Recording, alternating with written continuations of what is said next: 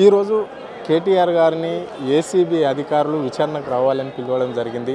గతంలో కూడా పోతే కేటీఆర్ను అక్కడి నుంచి పంపించారు. ఆయన విచారణకు సహకరిస్తుంటే కూడా అధికారులు స్పందించకుండా పంపించడం అనేది జరిగినట్లు మనకు తెలుసు. సో మరి ఈరోజు ఏం జరగబోతుంది, ఆ విచారణలో ఏ విధంగా ఉంటుంది, ఎలాంటి క్వశ్చన్స్ ఉంటాయి మెయిన్గా?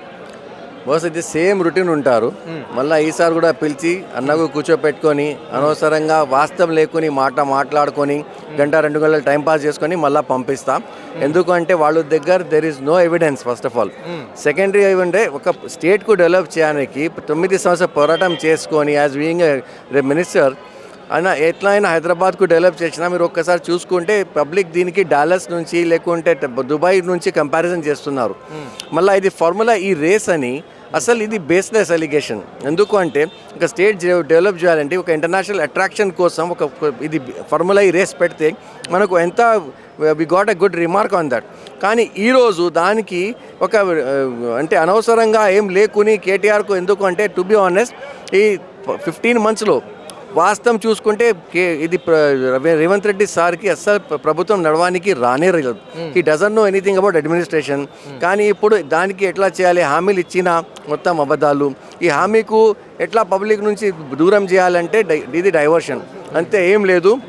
తప్పకుండా మళ్ళీ 1-2 గంటల్లో కేటీఆర్ అని అట్లానే మళ్ళీ ఇంటికి వస్తారు.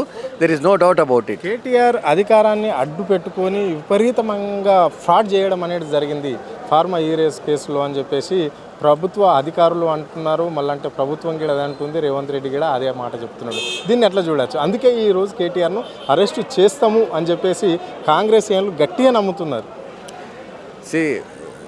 Law is beyond everything.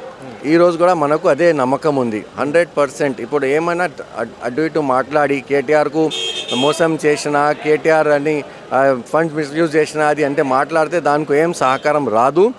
100% ఈరోజు కూడా ఇదే కాంగ్రెస్ ప్రభుత్వం ఈరోజు లీడర్స్ ఏం మాట్లాడడం అరెస్ట్ చేస్తామని 2 గంటల్లో మీకే రిజల్ట్ మీ ముంగట ఉంటారు. 100% కేటీఆర్ బయట వస్తారు, మనతో కలుస్తారు, మీతోనే మాట్లాడతారు. మీరు చూడండి కొద్దిసేపట్లో. ఓకే, కేటీఆర్ అరెస్ట్ అయితే రాష్ట్రంలో బీఆర్ఎస్ శ్రేణుల తీరు ఏ విధంగా ఉంటుంది, ముందు కార్యాచరణ ఎట్లుండబోతుంది? First of all there is no chance of arrest.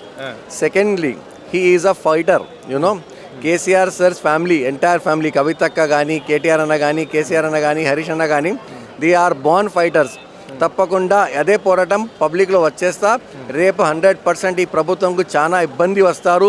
Public గల్లీ నుంచి బయట వస్తారు, రోడ్ బ్లాక్ అయిపోతారు. లేకుంటే మీరు ఇది రాయాలి. కొద్ది దినంలో సీఎం మళ్ళా వచ్చి మాఫీ చెప్పాలి, మాతో తప్పు అయింది, 100% మాఫీనామా రాయాలి. ఇదే వాస్తవం.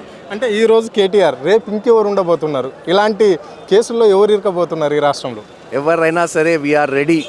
ఎందుకంటే 14 సంవత్సరం పోరాటం చేసుకొని తెలంగాణ తెచ్చిన వాళ్ళు we are ready to face anything and we are ready to fight the battle again. Thank you. ఇది పరిస్థితి. అంటే ఇక్కడ ఈ రాష్ట్రంలో ప్రశ్నించిన వాళ్ళను అందరినీ అరెస్టు చేయడానికి ప్రభుత్వం చూస్తున్నది. ముందు కూడా ఇలాంటివి జరగచ్చు. ఎవరిని చేసినా కానీ ఉద్యమకారులమే అందరం. అక్కడ తెలంగాణ గురించి ఉద్యమం చేసిన వాళ్ళమే, ఇలాంటి కేసులు ఎన్నో చూసిన వాళ్ళము. ఇప్పటికీ ఎవరి మీద అయినా కానీ ఇటువంటి నోటీసులు రావచ్చు, వచ్చినా అన్నీ ఎదుర్కోవడానికి సిద్ధంగా ఉన్నాము అని చెప్పేసి ఆయన చెప్పడం అనేది అయితే జరిగింది. కెమెరా పర్సన్ ప్రవీణ్తో హరుణ్, హాదే టీవీ, హైదరాబాద్.